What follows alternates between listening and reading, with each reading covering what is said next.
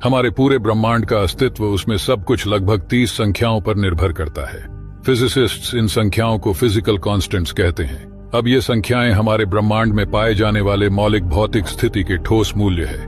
उदाहरण के लिए जैसे कि गुरुत्वाकर्षण बल या ब्रह्मांड के विस्तार दर से लेकर छोटे कण परमाणु तक हर चीज एक सटीक अंक पर निर्भर करता है।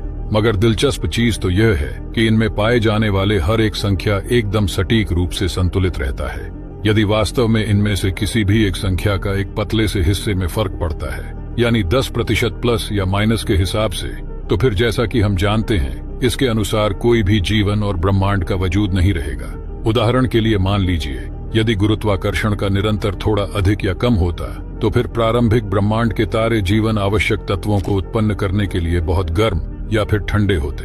या फिर मान लीजिए, यदि एक छोटे से प्रोटॉन का द्रव्यमान सिर्फ थोड़ा बड़ा होता, तो फिर वहां पर कोई हाइड्रोजन एटम नहीं होगा, जिसका मतलब है कोई हाइड्रोजन सितारे नहीं, उन सितारों में कोई कार्बन और ऑक्सीजन नहीं बनेगा, और कोई ऑक्सीजन नहीं तो पानी नहीं बनेगा, और पानी नहीं बनेगा तो फिर जीव विज्ञान का कोई अस्तित्व नहीं बचेगा। इसलिए अधिकांश भौतिक वैज्ञानिकों को प्रतीत होता है, लेकिन सभी को नहीं, कि इस पूरे ब्रह्मांड को शुरुआत से ही किसी के द्वारा एक चीज के लिए ही सही ढंग से तैयार किया गया है, जो कि है जीवन।